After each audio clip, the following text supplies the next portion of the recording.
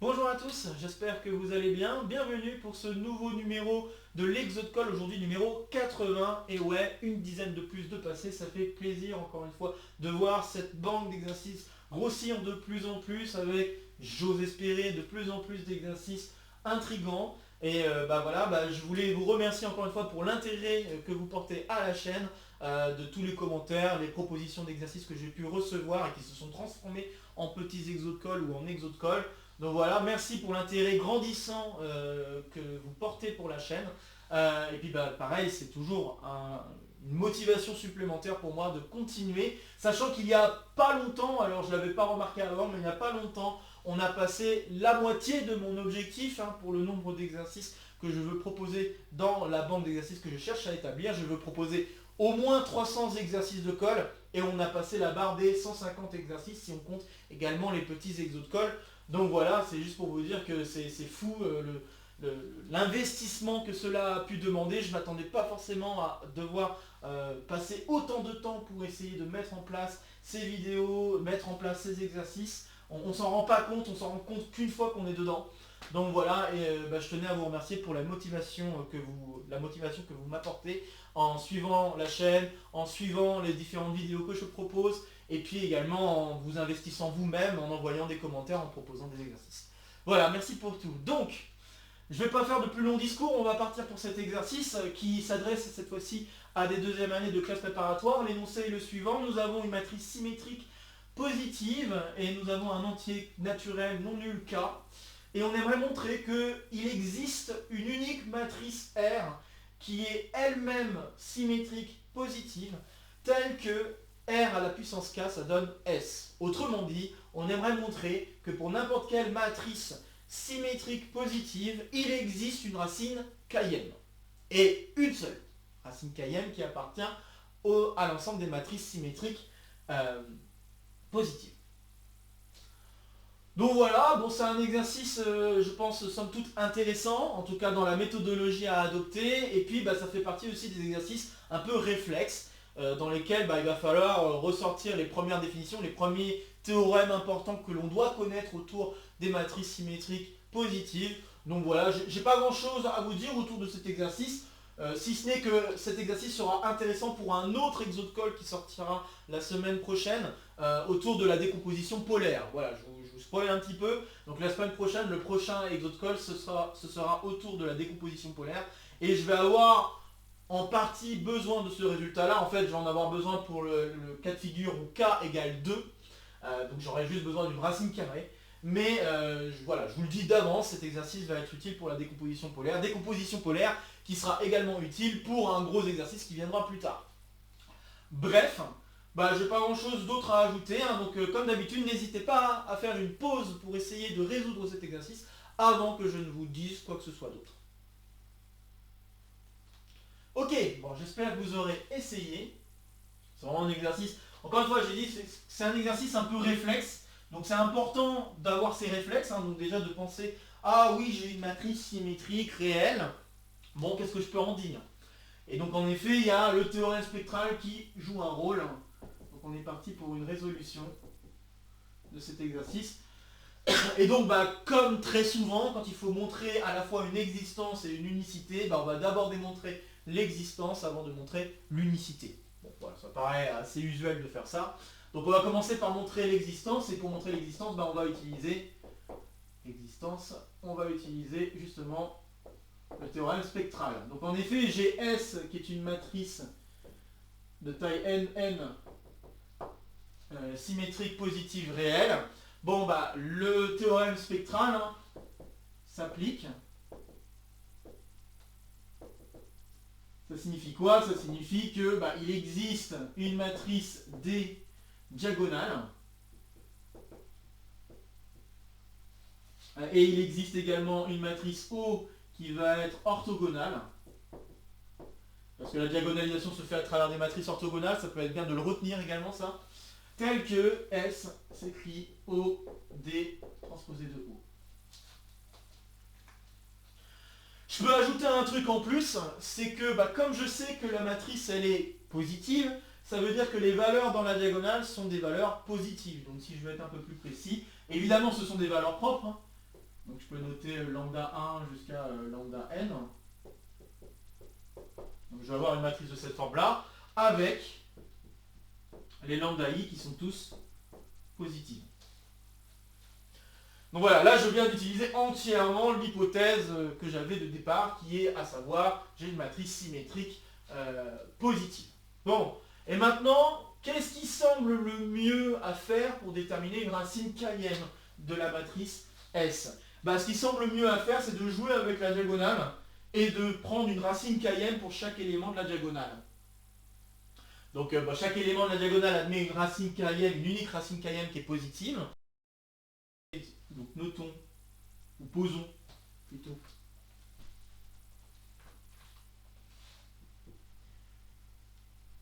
mu i égale racine km de lambda i. Donc l'unique racine km réelle positive. Donc une racine km réelle positive.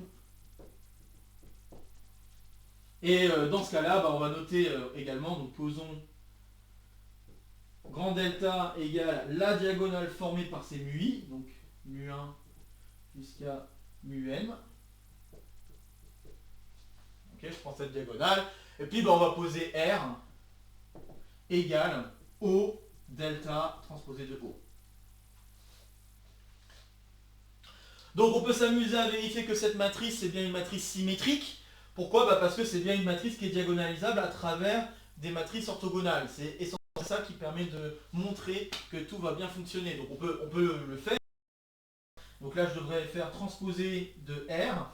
Donc si je fais transposer de R, je vais avoir, alors attention, quand on fait une transposition d'un produit, on se retrouve à inverser le produit et faire la transposition petit à petit. Donc ça veut dire que je dois faire transposer de O fois transposer de delta fois transposer de O. Mais faire une double transposée, ça annule la transposition, donc je vais obtenir O pour faire référence à un ancien exode-col. Et là, faire une transposition sur une matrice diagonale, ça laisse la matrice diagonale qu'on avait au départ. Donc au final, on va avoir ceci. Et donc c'est là où on voit que c'était utile de diagonaliser à travers une matrice orthogonale. Donc on a ça, et ça fait R. Donc tout va bien. Là, je viens de montrer que la matrice, elle est bien symétrique. Elle est bien positive, parce que toutes les valeurs lambda i, enfin mu i, pardon, ici, sont positives. Donc on sait que R est bien dans Sn plus de R, à partir de ça et de ça, du fait que la transposée est égale à elle-même. Et puis il reste une dernière chose, c'est est-ce que R à la puissance K, ça va faire S? La réponse est assez évidente. Quand je fais R à la puissance K, ça revient à mettre à la puissance K la diagonale, puisque c'est la similitude qui permet de le dire. Et puis, mettre à la puissance k une diagonale, ça revient à mettre à la puissance k chaque coefficient de la diagonale. Comme j'ai dit que chaque coefficient c'était la racine km de lambda i, mettre à la puissance k, ça va me redonner le lambda i qui se trouve à l'intérieur. Donc du coup, je conclus que ici, je vais avoir en effet, je vais juste directement écrire qu'on a S. Voilà, avec les arguments que j'ai dit à l'oral. Donc voilà, tout va bien. On vient de démontrer en effet l'existence d'une racine km pour une matrice qui est symétrique positive. Bon, alors maintenant que j'ai fait ça, reste à montrer l'unicité. Alors j'ai envie de dire que l'unicité, je pense que c'est la partie la plus difficile. Alors pour montrer l'unicité, on va faire un peu comme d'habitude. On va supposer qu'on a deux matrices qui vérifient la condition qu'on veut, et il faut montrer que les deux matrices qu'on a sont les mêmes. Donc c'est ce que je vais faire, soit T, une matrice qui est elle-même symétrique positive, un coefficient réel, tel que, T à la puissance K est égal à S. Alors, ce que je vais faire dans un premier temps, c'est, je vais faire intervenir un polynôme. En fait, ce que je vais faire, c'est que je vais montrer, je vais essayer de montrer qu'en fait, la matrice R s'écrit comme polynôme en fonction de S. commencer par faire ça. Et c'est pas très difficile à faire en fait, enfin faut y réfléchir un peu, mais c'est pas très difficile à faire. C'est juste une technique peut-être à laquelle on n'est pas très habitué. En fait, ce qu'on va faire, c'est qu'on va faire intervenir un polynôme, pas n'importe lequel, on va faire un polynôme tel que chacun des lambda i va être envoyé vers la racine km de lambda i. Ça paraît un peu bizarre dit comme ça, mais si je vous dis que j'utilise une interpolation de Lagrange, là tout de suite ça fait peut-être un peu plus sens. Parce que je peux toujours dire, ok, j'ai 1 qui est envoyé vers 1, j'ai 2 qui est envoyé vers racine de 2, j'ai 4 qui est envoyé vers 2 par exemple, je peux toujours faire ça. Et puis à partir de ces données-là, je peux construire un polynôme. Donc à partir du moment où je pose ça, je peux construire un polynôme de degré au moins 2, au moins 3, enfin ça dépend. Au moins 2, ça dépend du nombre d'informations, là je vous en ai donné 3. Donc si je vous donne 3 informations, je peux avoir un polynôme au moins de degré 2. Donc avec ces 3 informations, je fais un polynôme de degré 2, et ce polynôme de degré 2 vérifie les conditions que j'ai posées. Donc 1 est envoyé vers 1, 2 est envoyé vers racine de 2, 4 est envoyé vers 2 par exemple. Ok. Donc peu importe les données que j'ai au départ, je pourrais toujours construire un polynôme qui va envoyer chacun des lambda i vers les racines km de lambda i. Et c'est pas forcément la peine de dire qu'on distingue les valeurs lambda qui apparaissent dans la diagonale. Ça va juste changer peut-être le degré du polynôme qui est en jeu, mais je ne vais pas avoir besoin de ça. Donc, c'est ce que je vais dire ici. Ce que je vais dire, c'est la chose suivante. Donc, soit P, le polynôme à coefficient, donc là je peux prendre un coefficient réel, je pense que c'est pas gênant, puisque je travaille qu'avec des réels. Donc, le polynôme à coefficient réel, tel que pour tout i dans 1n, eh bien j'ai p de lambda i qui est envoyé vers racine km de lambda i. Et donc, ça c'est de l'interpolation de Lagrange.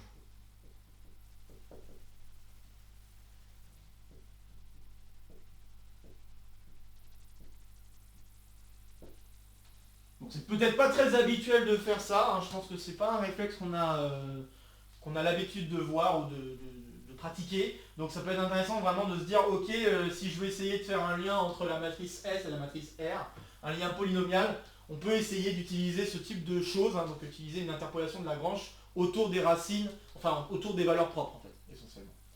Ok. Et en faisant ça, je vais pouvoir écrire la chose suivante. Donc ainsi, je vais pouvoir écrire que P de la matrice de départ, P de S, c'est donc, quand j'évalue quand j'évalue un polynôme sur une matrice S, et que je sais que la matrice S est semblable à une autre matrice, eh bien ça revient à dire que je dois faire le polynôme appliqué sur la matrice à laquelle elle est semblable. Donc autrement dit, donc là j'ai montré delta, mais je vais le faire sur D, donc c'est ce que je vais faire. Je m'en trouve à faire O, P de D, transposé de O. Mais faire un polynôme sur une diagonale, ça revient exactement à appliquer le polynôme sur chacun des éléments de la diagonale. Donc je me retrouve avec O, ici la diagonale P lambda 1 jusqu'à P lambda n, transposé de O. Mais comme j'ai fait une interpolation de Lagrange de façon à ce que P de lambda i soit envoyé vers racine km de lambda i, ce que je vais obtenir, c'est en fait la diagonale donnée par grand delta. Donc je vais obtenir finalement O grand delta transposé de O. Bon, très bien. Et donc en ayant écrit ça, j'obtiens que, en fait, j'obtiens R. Donc ce qui est cool ici, c'est que je viens de démontrer que R est un polynôme en S. Voilà, ça va, enfin j'espère que ça va, ce truc-là. Donc, on a ce truc-là, et sachant ça, je sais que T va commuter avec S, à cause de la construction à cause de l'égalité qui est écrite ici, et du coup, ça veut dire que T va commuter avec n'importe quel polynôme en S, et donc en particulier va commuter avec R, et ça va être important pour la suite.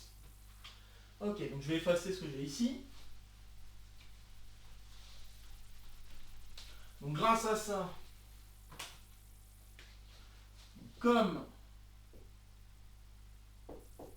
T puissance K égale S, on a que TS égale ST, Hein, donc ça veut dire que T et S commutent entre eux. D'où, pour tout polynôme Q à coefficient réel, bon, je pourrais même mettre un coefficient complexe, mais ici on va pas s'embêter, pour tout polynôme Q à coefficient réel, bah, je peux écrire que T fois Q de S égale Q de S fois T. Et c'est là le gros intérêt, c'est le fait d'avoir montré que R est un polynôme en S, permet d'affirmer que T et R commutent. Donc, TR égale RT. Et là, tout va bien. Et maintenant, je sais que ma matrice T est également une matrice symétrique positive. Donc ça veut dire que la matrice T est également diagonalisable. Je me retrouve alors avec deux matrices qui sont diagonalisables et qui, de plus, commutent entre elles. Bon, bah quand j'ai deux matrices de la sorte, ça veut dire que les deux matrices en question sont diagonalisables simultanément.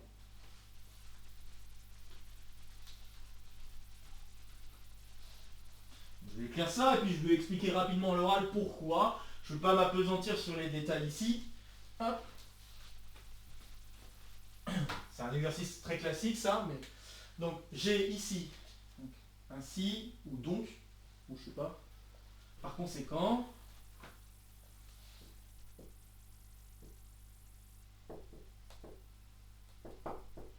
comme R et T sont diagonalisables,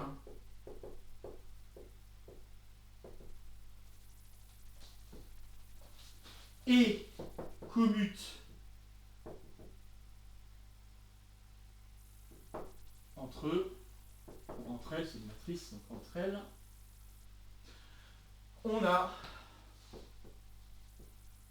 que R et T sont diagonalisables simultanément.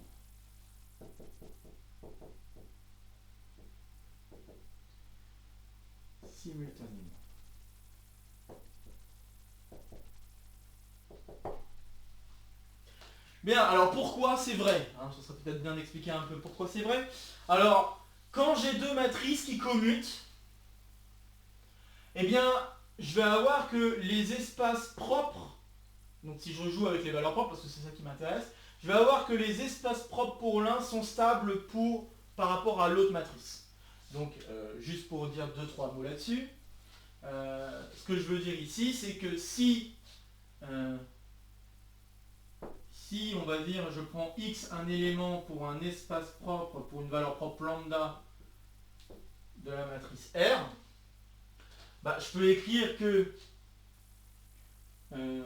R T x, bah ça va être égal à T R x, mais R x c'est égal à lambda x, donc je vais pouvoir écrire égal lambda T x.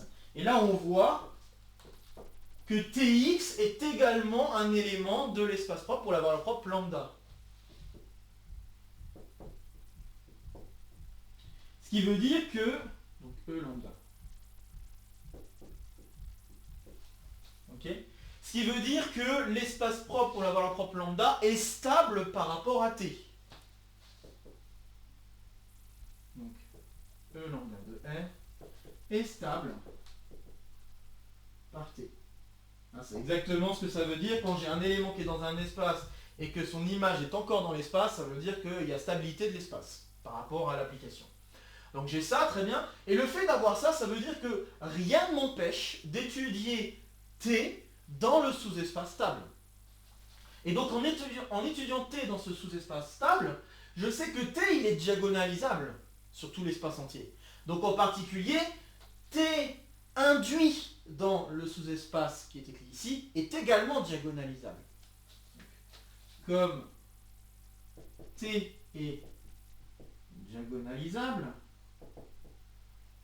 on va en déduire que T induit, donc je vais l'écrire comme ceci, sur E lambda de R, l'est aussi. Et donc ça veut dire quoi? Ça veut dire que ce que je peux faire, c'est prendre une base de diagonalisation pour l'induit, en l'espace propre pour la valeur propre lambda de R, ok.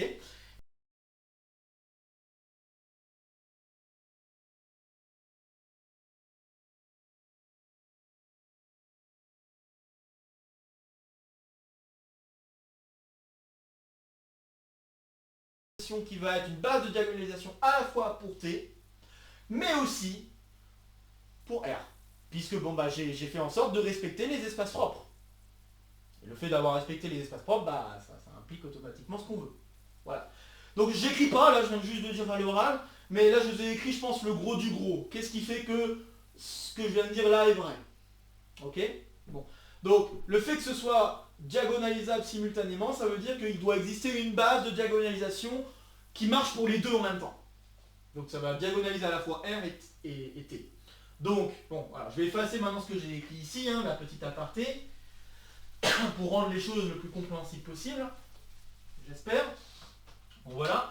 Donc je sais que les matrices sont diagonalisables simultanément, et donc je peux écrire que R est égal à, je sais pas, là il faut choisir une autre matrice peut-être. Qu'est-ce que je peux choisir comme matrice qui fait sens? Je réfléchis. J, j'en sais rien, on va dire J.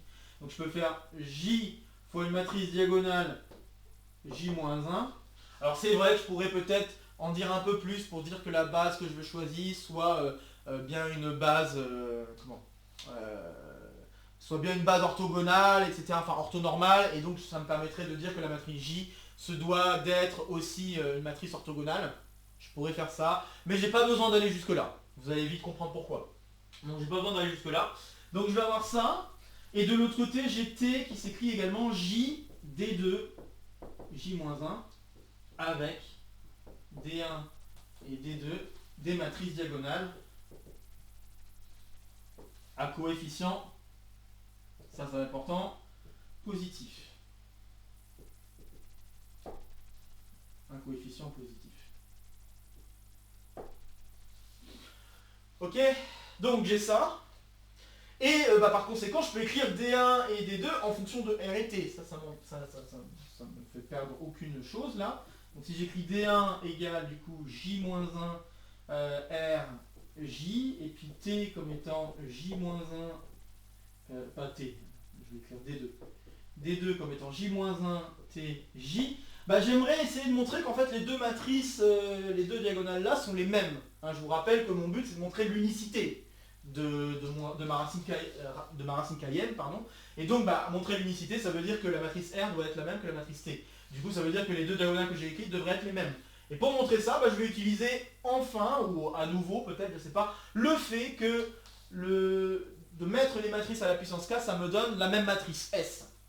Donc si je fais ça, bah, je vais avoir D1 à la puissance K, qui est donc égal à J-1 RKJ, qui est égal donc à J-1 TKJ, parce que ces deux matrices-là, celle-là et celle-là, sont égales à S. Hein. Donc ça me donne ceci, et ça c'est égal à D2 à la puissance K. Du coup, bah, je me retrouve avec ce D1 à la puissance K qui est égal à D2 à la puissance K. Et bah, comme D1 et D2 sont les deux matrices qui sont des racines km, donc de la matrice D1 puissance K ou D2 puissance K, et que ce sont des racines km par rapport à des coefficients positifs, eh bien ça veut dire que c'est la seule matrice qui fonctionne. Ok, donc ça veut dire que D1 égale D2, on n'a pas le choix. Donc, or, il n'existe qu'une seule, et c'est ce que j'ai dit au tout début quand j'ai parlé de l'unique racine km positive tout à l'heure, c'est ça que j'utilise sur chacun des coefficients de la diagonale. Donc comme il n'existe qu'une seule racine km positive réelle,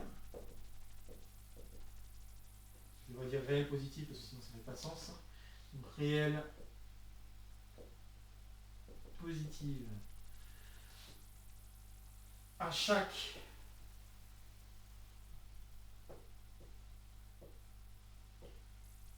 coefficient de D1 à la puissance K qui est égal à D2 puissance K, on a D1 égale D2. Et voilà, on a donc terminé la preuve, on a conclu que R égale T. Et donc bah, c'est gagné, on a montré qu'en effet, il existe une unique racine km à toute matrice qui est symétrique positive.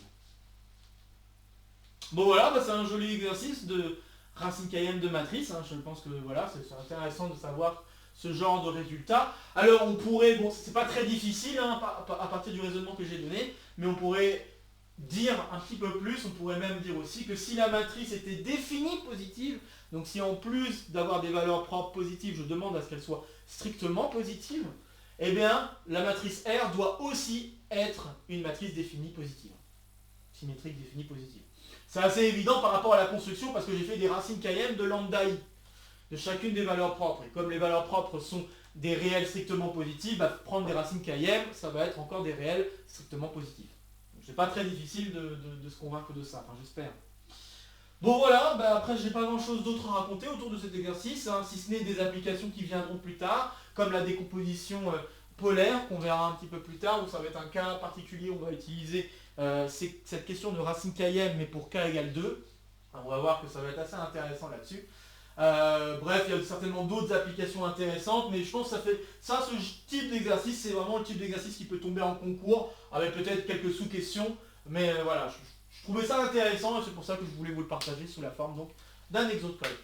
Bon, bah comme d'habitude, hein, n'hésitez pas à partager la vidéo si vous connaissez des camarades qui seraient intéressés par cet exercice, voire par le contenu de la chaîne dans sa globalité. N'hésitez pas à laisser en commentaire vos questions, vos remarques, vos retours concernant cet exercice. Comme d'habitude, je vais me planter, non c'est bon, ici, ça sera pour me soutenir, ici, ça sera pour vous abonner, n'oubliez pas d'activer la cloche, bien sûr, pour avoir les dernières infos concernant la chaîne, et puis 2 nouvelles vidéos vont s'afficher pour vous, pour continuer à faire le tour de la chaîne. Sur ce, je vous souhaite un bon Noël, hein, d'ailleurs, de bonnes fêtes de fin d'année, et je vous retrouve très vite pour de prochaines aventures mathématiques. Portez-vous bien, et à très bientôt. Salut à tous!